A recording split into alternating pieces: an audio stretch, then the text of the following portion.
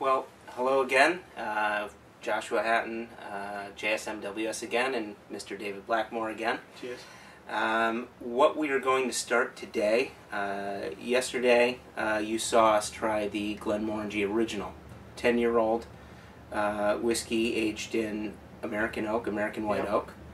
And starting with the extra matured whiskeys, we'll have three that we'll be doing. The sherry finish, which is the Lasanta today, the Quinta-Ruban, yes. thank you. I want to make sure I pronounced it right. And then my favorite of the three, which is the Sauterne finish, the Nectar d'Or. So let's start with the Lasanta, though. Absolutely. So the extra matured range.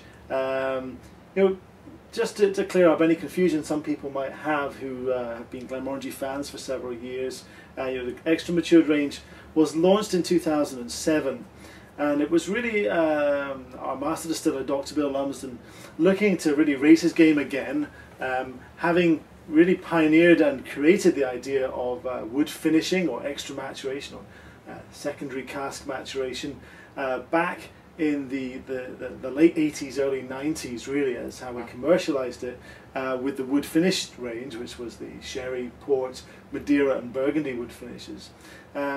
They were fantastic whiskies, very well received, and the only problem I suppose we ever had was that the competition was aping us. It's very flattering but quite annoying that there were lots and lots of companies coming out and doing wood finishing, and some of them more successfully than others, and I think there was many companies coming out and just doing it for the sake of line extension rather than actually coming out with a good whiskey, and it brought the whole name of the process down a little, I think. So Glenmorangie wanted to revitalize the idea and really one step beyond the competition again. So with the extra matured range in 2007, two things that were crucial that we did was that we took the whiskey back up to 46% alcohol, 92 proof, and that was to allow us to leave these whiskies non-chill filtered.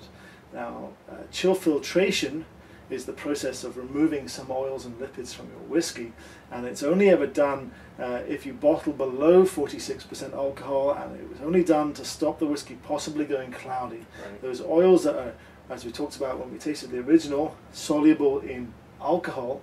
If you've got less alcohol for them to be soluble in, they're likely to come out of solution and cause a haze or even a full-on cloudiness in your single malt. Sure. So below 46%, you have to chill filter.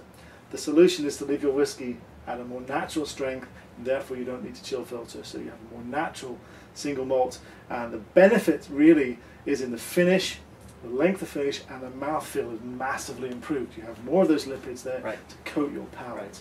So that's one of the crucial things we did when we changed from the wood finishes to the extra matured range. The second thing that we did was extend the length of maturation time in the secondary barrel. Previously, it had been really a 6-month or slightly more sometimes, 6-month period in those sherry port Sauterne, Madeira, Burgundy casks. Now with the extra matured range, we're doing 2 full years in the secondary cask to give a little bit more of a sense of the secondary cask. So we'll start off with Glenmorangie Lasanta, and Lasanta, this is the expression we're tasting right now, Glenmorangie Lasanta.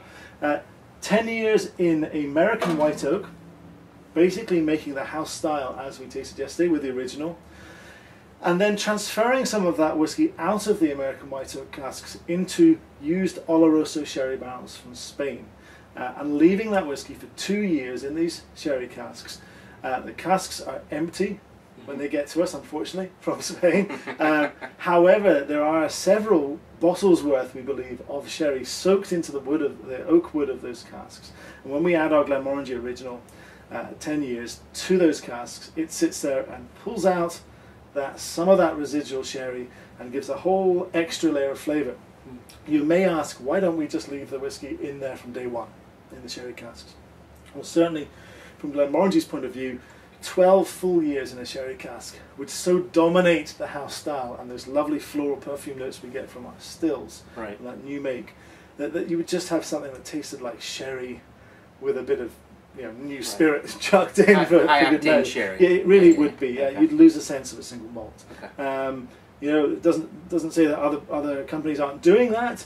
I'll leave you to decide what you think of those. But we personally at Glenmorangie believe it's not good for your single malt to mature fully right through like that. Much more complexity by doing 10 years in the white oak to give you that house style, program in, you know it's a Glenmorangie, and then a sort of varnish, this layering over of extra flavours for the 2 extra years. The name La Santa, we brought in these names in 2007, and really it was trying to bring a sense of our home, of the area around Tain, where Glenmorangie Distillery is, the old Scots Gaelic language, and La Santa means passion and warmth in Scots Gaelic, and it's trying to describe the whiskey as well, this richer style. So let's go in again and have a nose. You see it's a little darker in colour. That's entirely from the influence of the Oloroso sherry casks. And let's have a nose. Now, Quite different. quite different, a lot more spicy on the nose, and I don't think that's just the elevated alcohol levels, there's something else there too. Anything particular you're picking out there? Well, the spiciness grabbed me off the bat, but I'm also picking up some sort of like a raisiny, dried fruit kind of. Absolutely, and we talk about a lot raisins, almost raisins coated in milk chocolate, with this sort of sense of ginger, spicy ginger at the end. Sure. So let's have a taste at full strength and see how we. One thing before we do actually, just look at the legs. I probably can't pick that up on the camera, but the legs on this whiskey, you can tell the viscosity is so much higher. Those lipids that we've left in, non-chill filtered, just clinging to the side of the glass. Yeah, that's amazing. beautiful.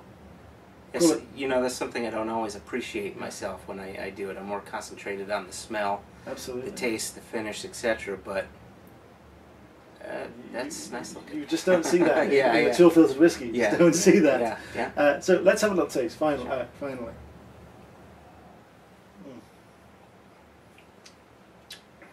And to say that the texture is different from the original is an understatement. It's viscous. It's mouth coating, clings to the roof of your mouth, works its way slowly around the sides of your tongue. There's almost like this toffee flavour, but the sense of sort of warm toffee syrup or something there as well in the texture. Starts off like that, and unfortunately it doesn't stay that way, because if it did, it might become sort of cloying and almost like a cough syrup in its texture. It actually dries out on the front top of the tongue. Quite dry at the finish. Quite a lot of tannins from those Spanish oak casks, I suspect. But there again you have in the flavour profile raisins coated in milk chocolate, and then a hint of that underlying Glenmorangie. You do get some of the orange. Now it's changed from a fresh orange citrus to be more like a sort of orange marmalade. Coming through this sort of like a sort of spicy Seville orange marmalade, something like that. Hungry. There we go. Now, what is particularly exciting, we talked yesterday about adding water to your single malt. Well, now that we haven't stripped out those oils, we've left all the goodness in the glass. When you add a dash of water to a non-chill filtered single malt, talk about a sort of explosion of flavours, opening of the bouquet. I'll let you do your own. I'm going to add a little dash first. And the other thing to do is just, if you won't be able to see this, viewers, but if you look into your glass as you add the water, you'll see the swirling of the water. Oh yeah. I mean, there's just so much more viscosity in there. And actually, straight away, from here, from my glass anyway, very slight clouding, just a little hazing there. And that's a good sign. That's a sign that we haven't chill filtered, but those oils and lipids are there. So let's go and nose for the second time. That softens it up. Yeah.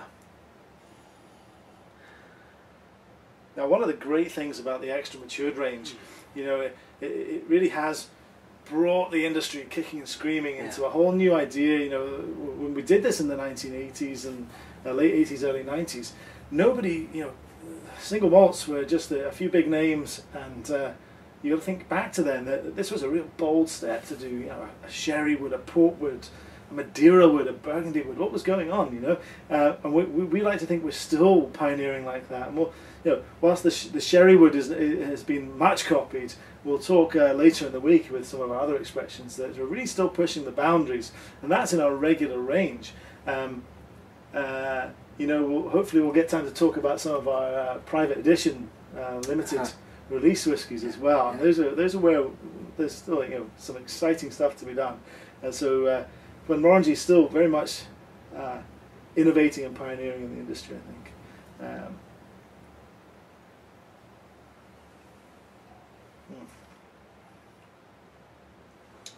Now you see there's a sweetness there, almost a sense of the sort of rancio notes you get sometimes in sherry whiskies. Loads of that orange, tons of sort of burnt orange peel notes coming through, really delicious. This sort of slight singeing to a bit of orange peel that release all those orangey notes.